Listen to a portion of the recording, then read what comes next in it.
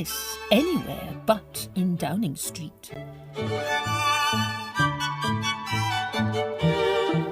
"I don't know what business you have here," the Red Queen was saying, "if you don't belong to the cabinet. Of course," she added more kindly, "you may be one of the outer ring. There are so many of them, and they're mostly so unimportant that one can't be expected to remember all of their faces." "What is your business?" asked Alice, by way of evading the question. "There isn't any business, really," said the White Queen. "Her Red Majesty sometimes says more than she means.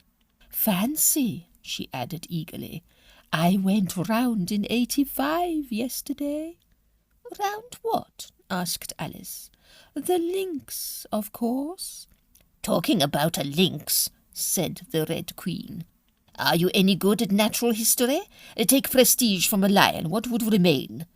"The prestige wouldn't, of course," said Alice, "and the lion might not care to be without it. I suppose nothing—" "I should remain whatever happened," said the Red Queen with decision.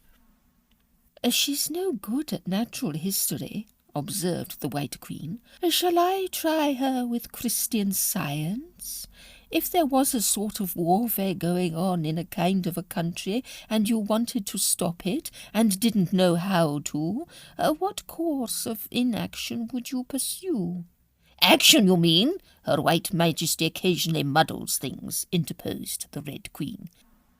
"It amounts to much the same thing with us," said the White Queen. Alice pondered. "I suppose I should resign," she hazarded. Both queens gasped and held up their hands in reprobation. "A most improper suggestion," said the White Queen severely.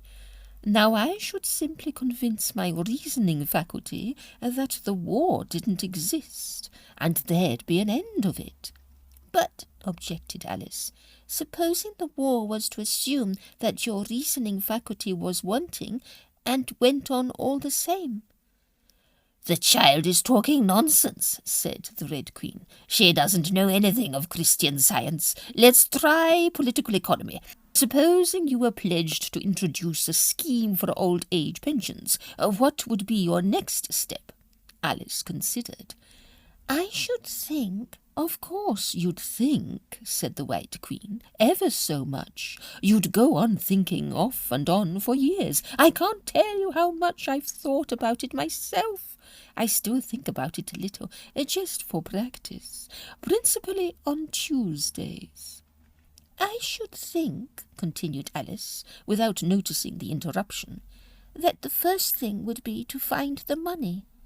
"Dear no," said the Red Queen pityingly. "That wouldn't be political economy. The first thing would be to find an excuse for dropping the question."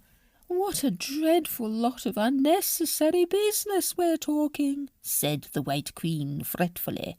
"It makes me quite miserable, carries me back to the days when I was in opposition. Can't she sing us something?" "What shall I sing you?" asked Alice. "Oh, anything soothing. The Intercessional, if you like." Alice began, but the words didn't come a bit right, and she wasn't at all sure how the queens would take it. "A voice of the people lately polled, awed by our broadcast battle scheme, by virtue of whose vote we hold our license still to doze and dream, a still faltering voice, a complacent shout, lest we go out, lest we go out." Alice looked anxiously at the queens when she had finished, but they were both fast asleep. "It would take a deal of shouting to rouse them," she thought.